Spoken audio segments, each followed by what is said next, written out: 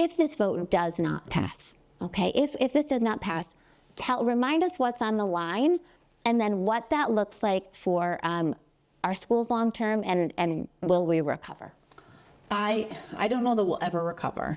I see the immediate change in being larger class sizes in our elementary programs. I see us losing our 5th grade band program. Music will start in 6th grade, or music like band will start in 6th grade. There'll be a loss of languages. There'll be a loss of some, what's the word, in high school. AP yes, AP classes. Right. There'll be a loss of some AP classes. There's going to be a noticeable change in the district. I don't think that it's going to be as great of a place to stay. Right. I think that students will feel less attention to themselves, less support in programs and things. Right. And I still feel like our teachers are some of the greatest people in the world, and they will work as hard as they can to get the little ones reading and, you know, get the math skills in them and stuff. But I do feel like parents and families and the community will notice the big difference. Yeah, and then also what a big ask of our teachers, right? You know, we have seen that, I believe, you know, it's something like 20% of college students majored in education at one point, and I believe it's 4%. I believe it's 4% now. And if we're not doing enough as a town to attract those teachers, and to help them and to make them want to stay, to keep the morale up.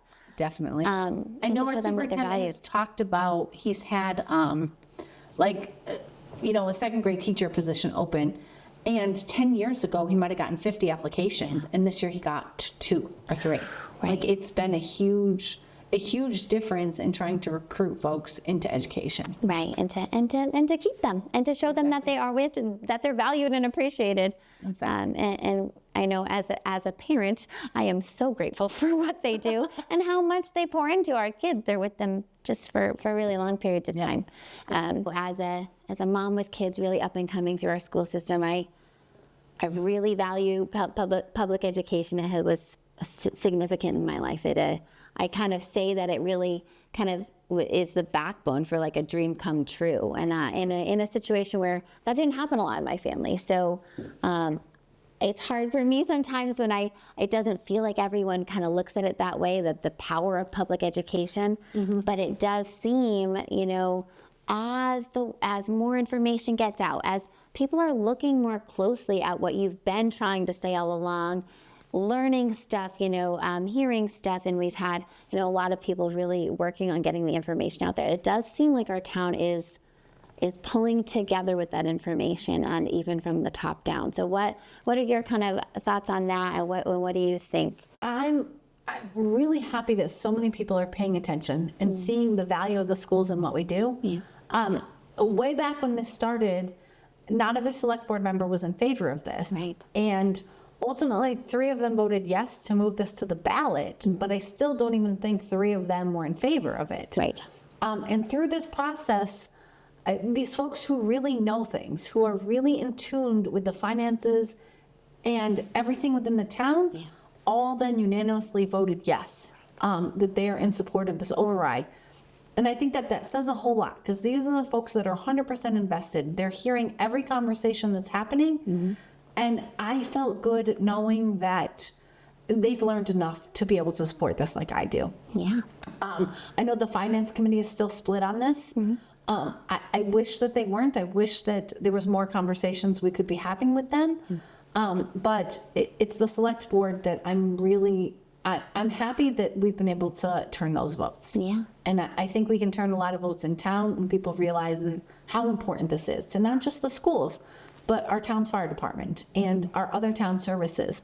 I know Steve Williams, our town administrator, when this conversation was happening last year about the new school, he was opposed to that. And I respected him. He came out, he said his opposition. He was very matter of fact, and he felt like an override was going to have to happen eventually for operating funds. And so he didn't think that it was a good idea to do the school.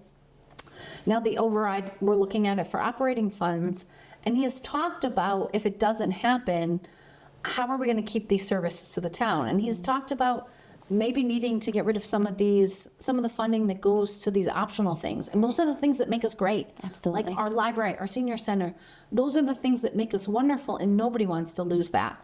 So The rec department, yeah. exactly, our rec department is just amazing. And they're setting up for childcare for town meeting. Like, They sure are. that's beyond wonderful. Yeah. And that's because of the testament of our town. And so I'm proud of a lot of people in here. Yeah, definitely. I know I attended that March 17th meeting where a lot of tension was flying, and it really was an incredible thing to see our select board, which is really our executive branch of government, Exactly.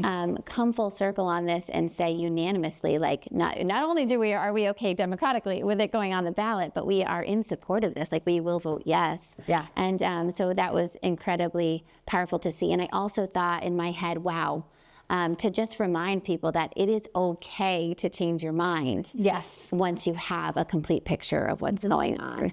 And I thought that it was really just a testament, like that's leadership right there, to show that that's possible, and to stand firm in that's okay. I changed my mind. I've seen enough, I've heard enough, I've learned enough, and now I'm able to make a more informed decision. So. Yeah, definitely. All right, thanks, Heidi. Thank you so much.